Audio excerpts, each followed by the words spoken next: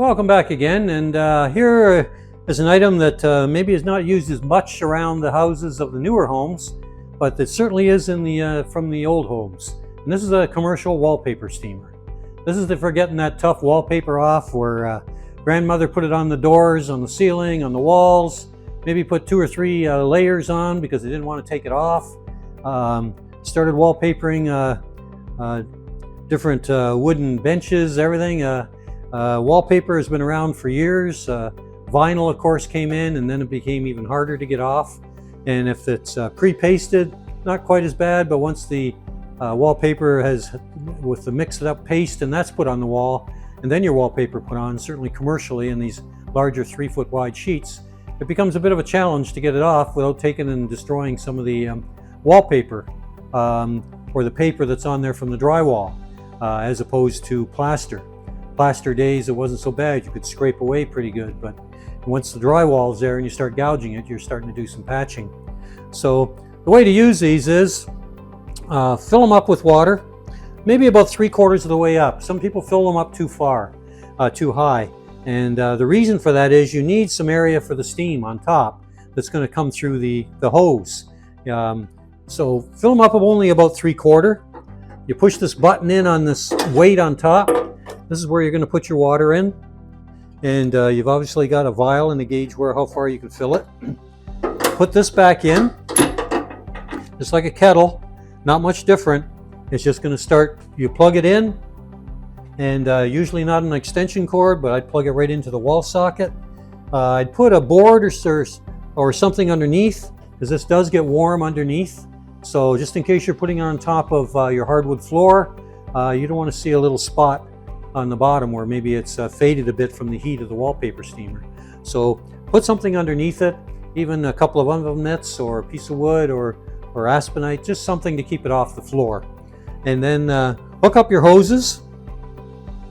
This is the normal paddle size that's used for the larger areas. Sometimes over doors or smaller areas, you've got a narrower paddle as well that you can get.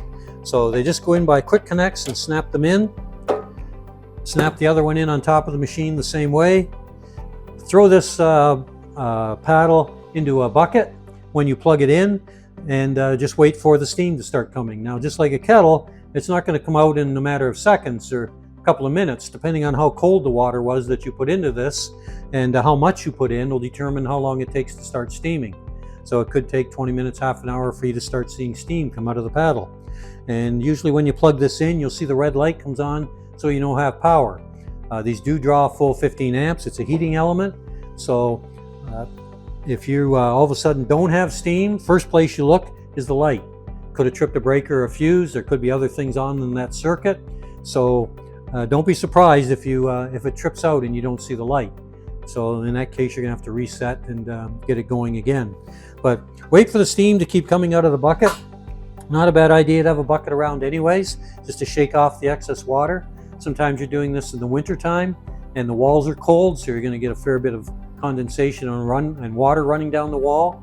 Another good idea is if it's vinyl or hard paper to get off.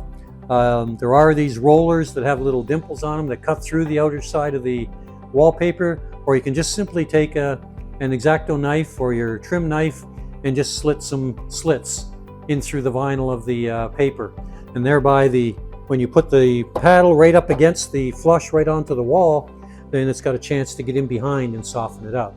Start at the top, and the paper and your water will be running down, and just keep moving down the wall. Once you can use your scraper or your putty knife to start scraping it off, it'll start moving along fairly quickly. Now, even in some real small areas or areas that you think you could use steam, or maybe there's some paint areas, hot steam can be used by taking the hose off of the paddle, and even just put a oven mitt or some rags around this hot hose. But remember, it is hot. The whole hose is going to be hot because you got steam going through it, and you can direct it into some smaller areas as well.